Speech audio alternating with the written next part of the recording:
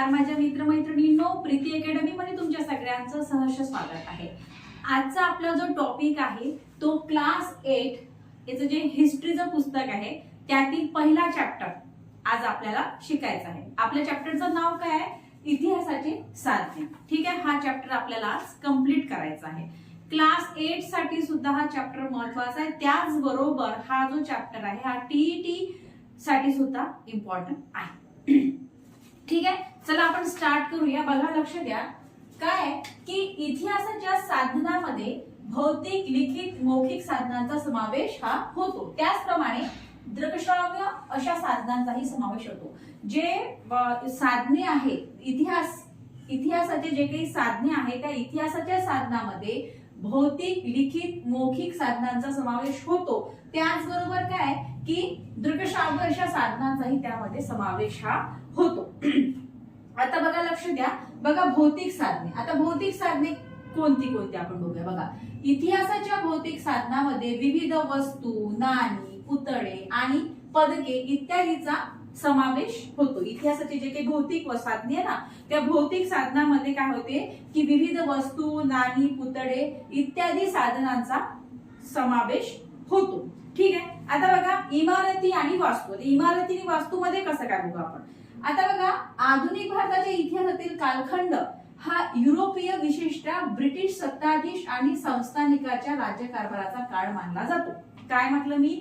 आधुनिक भारताच्या इतिहासातील जो काही कालखंड आहे तो कालखंड हा युरोपीय, विशेषतः ब्रिटिश सत्ताधीश आणि संस्थानिकाच्या राज्यकारभाराचा काळ मानला जातो। ठीक आहे, आता या काळामध्ये मग काय की या काळामध्ये विविध इमारती, पूल, रस्ते, पाणपोया या होत्या या काळामध्ये। ठीक आहे, मग या आणि ते जे इमारती होत्या ना, या इमारतीमध्ये मग काय होते, या काळामध्ये विविध इमारती होत्या, विविध पूल, रस्ते, पाणपोया यासारख्या वस्तू बांधल्या गेल्या होत्या।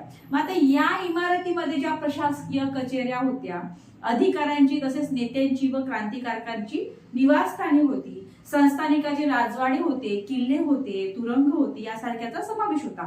या वास्तूपैकी अनेक इमारती आज सुस्थितीत पाहायला मिळतात आपल्याला, आणि काही वास्तू व राष्ट्रीय स्मारके म्हणून सुद्धा घोषित केलेल्या जातात। आता तसं काही इमारतीमध्ये बघा, जसं इथे आपण उदाहरण आहे की भाई अंदमान येथील सेल्युलर जेलला भेट दिल्यानंतर किंवा स्वातंत्र्यवीर सावरकर यांच्या क्रांतिकार्याविषयी आपल्याला तिथे माहिती मिळते, आणि मुंबईतील मणी भवनाला किंवा वर्धा येथील सेवाग्राम गांधी युगाच्या कार्याविषयीची माहिती देते। बघा, लक्ष द्या, आपण काय पाहत आहोत? आपण बघत आहोत इतिहासाची साधने। हा, क्लास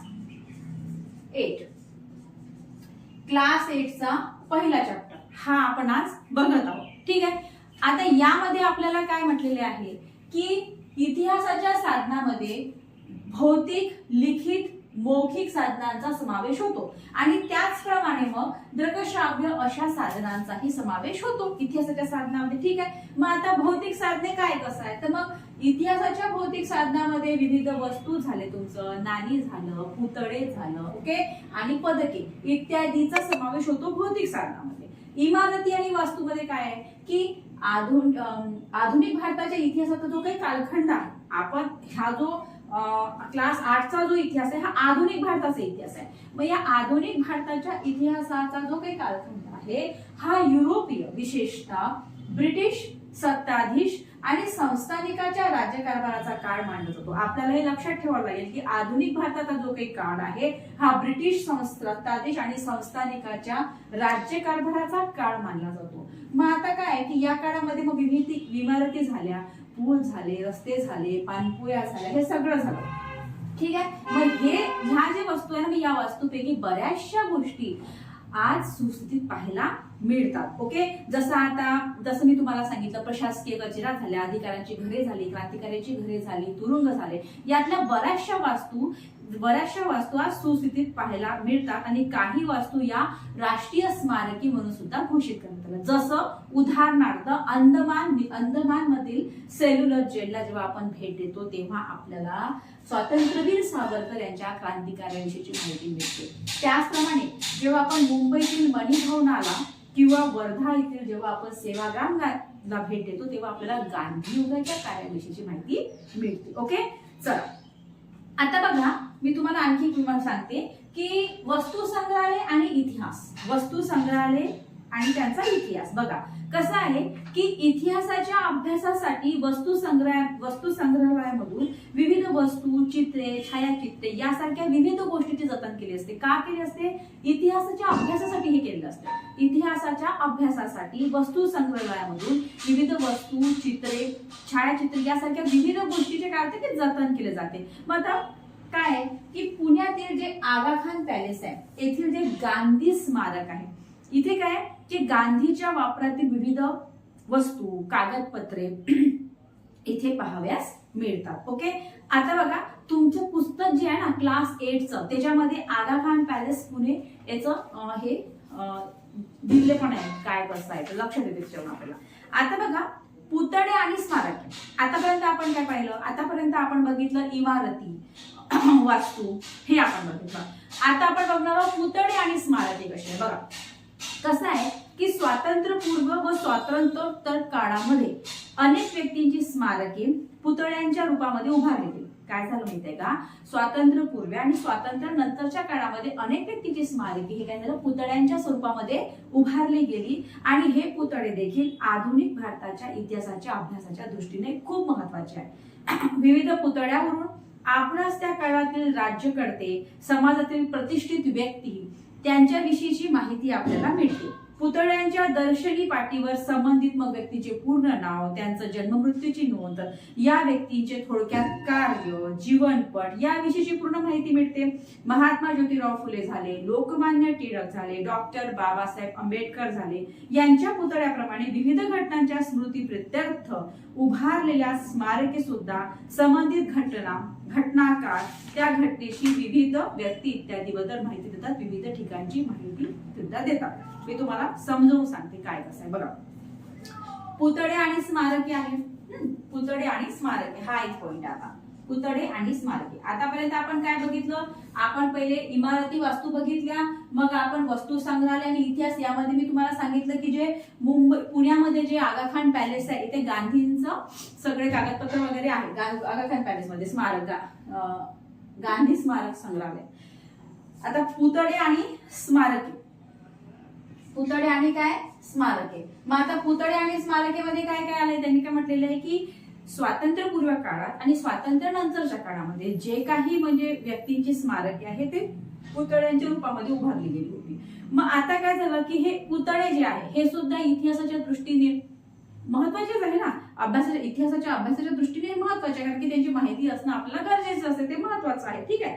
आता या विविध पुतळ्यावरून काय होते की आपल्याला त्या काळातील मग राज्यकर्ते झाले, संबंधित समाजातील प्रतिष्ठित व्यक्ती सगळ्यांविषयीची माहिती आपल्याला. आता बघा आपण जर कुठे एखाद्या स्मारक मध्ये गेलो, पॅलेस मध्ये आपण गेलो, बघायला गेलो की बाई काय कसं आहे, तर तिथे बघा बरेचसे असे राहतात, सगळं लिहिलेलं, त्यांच्या खाली त्यांची माहिती लिहिली जाते, जन्ममृत्यूची नोंद केली, त्यांना काय केलं ते सगळं लिहिलं जातं. राहताना तुम्ही बघितलं असेल बऱ्याच ठिकाणी जाऊन, तर तसंच ते आहे.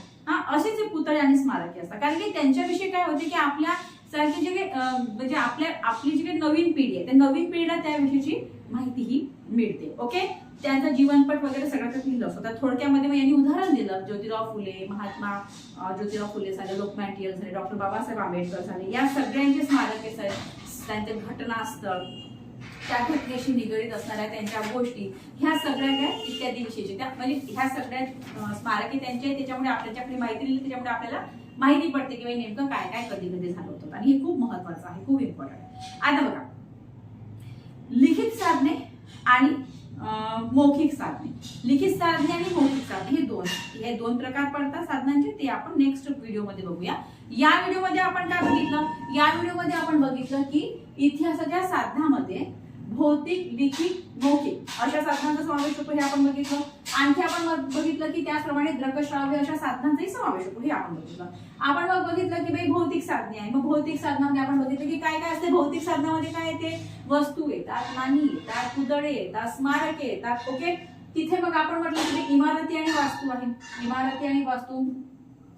आता इमारती वास्तूमध्ये काय आहे की त्याच्यामध्ये मग विविध इमारती आहे, पूल आहे, रस्ते आहे, पाणपोया, ह्या सगळ्या सुस्थितीमध्ये पाहायला मिळतं. जसं आता अंदमानच्या जेलला तुम्ही सेल्युलर जेलला जर तुम्ही भेट दिली, तुम्हाला सावरकरांविषयी माहिती पडते. त्यानंतर मुंबईतील मणिभवन वर्धा येथील किंवा सेवाग्राम गांधी युगाच्या कार्याची माहिती मिळते. मग आपण वस्तू संग्रहालय इतिहास पाहिला, त्यामध्ये आपण पुण्यातील आगाखान पॅलेसची माहिती बघितली. त्यानंतर आपण गेलो पुतळे आणि स्मारके याच्यामध्ये. पुतळे आणि स्मारकेमध्ये आपण हे बघितलं की पुतळे आणि स्मारके किती जास्त महत्वाचे आहे, है ना.